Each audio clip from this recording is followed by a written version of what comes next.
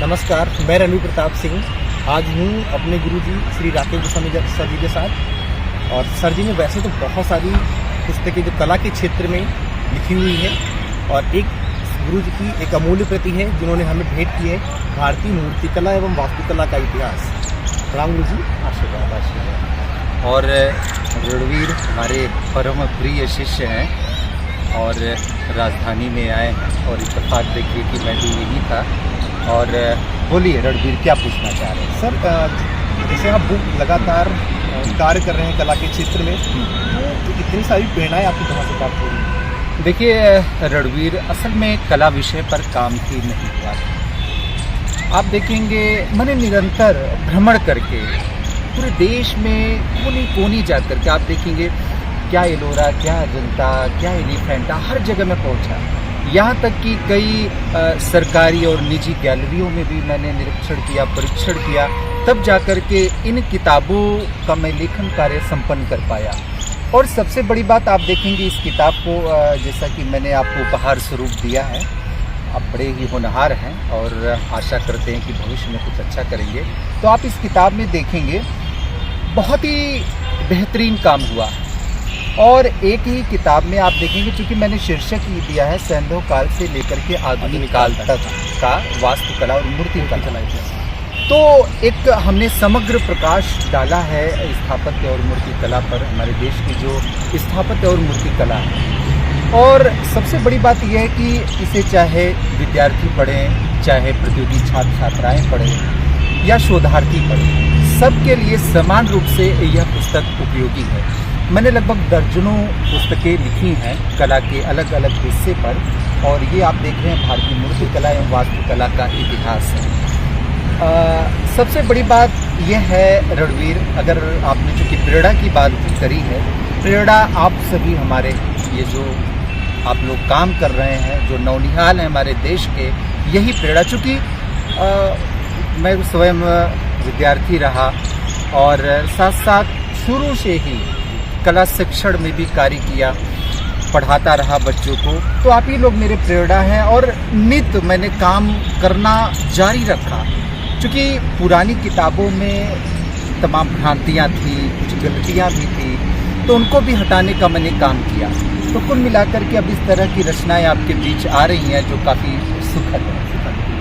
Sir, जैसा कि इस बुक के बारे में अगर हम बात करें, तो भारत के प्रथम नागरिक या कह सकते हैं राष्ट्रपति जी ने इस बुक के लिए आपको शुभकामनाएं दी। कहें कि आप देखेंगे ये उनका शुभकामना संदेश है राष्ट्रपति जी का। और राष्ट्रपति जी नहीं बल्कि आप हमारे जो परम गुरु जी हैं, आप देखेंगे परम पूज्य गुरु जी इलाहाबाद विश्वविद्यालय के विभागाध्यक्ष रहे, इनका भी संदेश है। और देखिए सबसे बड़ी बात हमारे देश की, चाहे राष्ट्रपति हो या हमारे देश के जो मूर्धन्य कला समीक्षक हैं, कलाकार हैं, शोधार्थी हैं, तमाम शिक्षक हैं, सभी ने लगभग एक सुर में इस तरह की किताबों की पूरी प्रशंसा की है। चूँकि मैंने दर्जनों किताबें लिखी हैं और उनमें 4-5 टेक्स्ट बुक हैं, जो डिटेल कार्य हमारा आपको दिखेगा, तो सभी ने लगभग एक सुर में प्रशंसा की। और इससे कहीं ना कहीं मुझे एक ऊर्जा मिलती है, कार्य करने की एक प्रेरणा मिलती है, शक्ति मिलती है।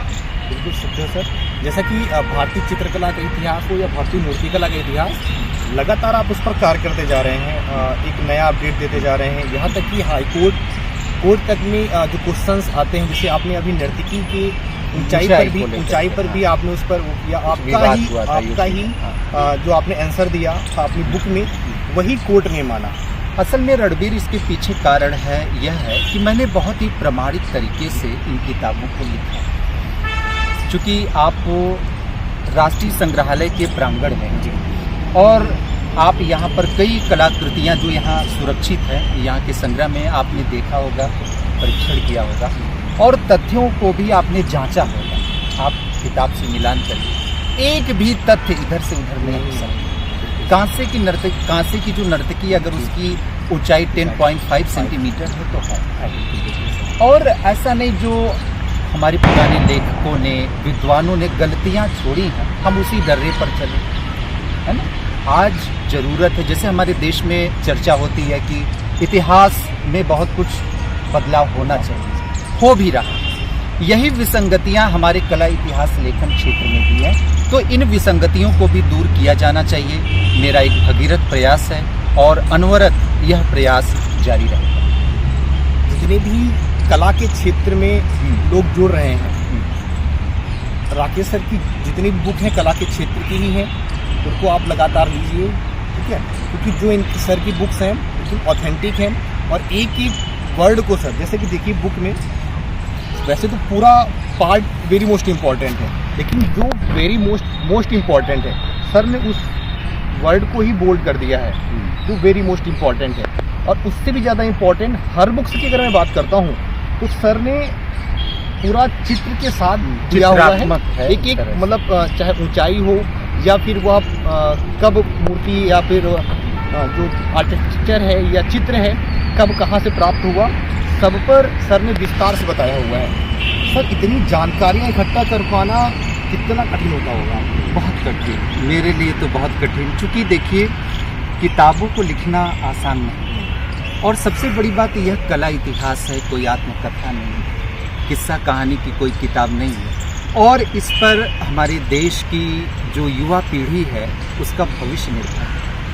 तो मैं कुछ नहीं मतलब उसमें कोई ऐसी भूल नहीं करना चाहता जो कि आने वाली पीढ़ी के लिए नुकसानदायक है। जो भूल हमारे पुराने विद्वानों ने किया, हालांकि ऐसा नहीं है कि हमारे देश में विद्वानों की कमी रही, इस क्षेत्र में लोगों ने बढ़ चढ़ कर के कार्य किया, लेकिन बहुत कुछ ऐसी भ्रांतियां भी छोड़ गए जिन्हें दूर करने का प्रयास किया जाना चाहिए और उस क्षेत्र में मेरा प्रयास जारी है।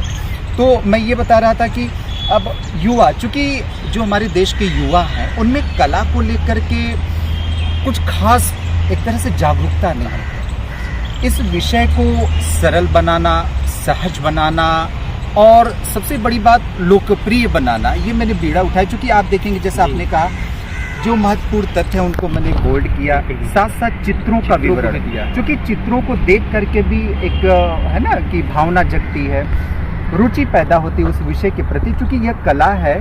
और इसमें आप देखेंगे एक एक कलाकृति के बारे में, हाँ जैसे अभी ये आप देखेंगे ये भीतरगांव का मंदिर है, तो उसके बारे, उस ढांचे के बारे में जब विद्यार्थी या जो कला प्रिय लोग हैं देखेंगे तो एक उत्सुकता जागृत होगी। देखेंगे अब कहीं मैं स्वयं देखिए उसके सम्मुख हूँ, जैसे ये सारनाथ का धमेक स्तूप है, तो इस तरह का काम होना ही चाहिए था। और जगह जगह आप देखेंगे एलोरा, एलिफेंटा, लगभग कई पिक्चर्स, जितनी भी गुफाएं हैं या मंदिर हैं या फिर अगर जो राष्ट्रीय आधुनिक कला संग्रहालय नगमा में या आपकी नेशनल म्यूजियम में जितनी भी कलाकृतियां हैं, आप वहां पर जा जाकर लगातार उस क्षेत्र में कार्य कर रहे हैं। ये सब कर पाना बहुत ही कठिन होता है। हालांकि जैसे पुरानी पुस्तकें हैं, लोग कलाकारों ने, टीचर ने उसको लिख दिया घर में बैठकर, लेकिन आप लगातार कार्य कर रहे हैं। आज उसी का एक प्रतिफल है कि भारत के राष्ट्रपति जी ने आपको शुभकामनाएं दी, उसके अलावा कि एक ऑफिशियल लेटर भी जारी किया आपके लिए, और उसके लिए आपको ढेर सारी शुभकामनाएं। आपको रणवीर, आपके साथ पूरे देश के जो युवा हैं, कला प्रिय हैं, कला अध्येता हैं, सभी को मेरी शुभकामनाएं और हार्दिक बधाई। और इस तरह की ये कलाकृति सिर्फ मेरी नहीं बल्कि आपकी भी है, क्योंकि इसके पीछे जो मैं अथाह मेहनत करता हूँ, मैंने आपको बताया कि उसके पीछे जो प्रेरणा आप सभी हैं, और मुझे आप लोगों का सहयोग ऐसे ही निरंतर चाहिए और आप लोग निरंतर उत्साहवर्धन करते रहे, क्योंकि कठिन काम तो है ही है। आप देखेंगे कि मैं होली दिवाली भी पिछली जो होली हमारी बीती थी अजंता की गुफाओं में, तो बड़े त्याग की बात है, ये सब तपस्या की बात है, और उस तपस्या, उस त्याग को मैं लगातार कर रहा हूँ। मैं त्यागी हो चुका हूँ एक तरह से, क्योंकि तभी इस तरह का काम आपको दिख पाएगा।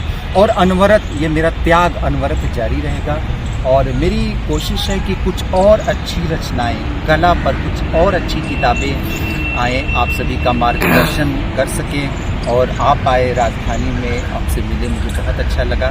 जो दर्शक देख रहे हैं, मेरे बहुत ही परम प्रिय शिष्य हैं रणवीर प्रताप सिंह, बहुत ही मेहनती हैं, और आप लोग इनको वीडियो में देखते होंगे, कुछ क्लास भी लेते हैं, कला की आप लेते हैं, तो आप सभी इनसे जुड़िए और तमाम जो जानकारियाँ जुटा करके आपके बीच ले आते हैं, उससे लाभान्वित होइए।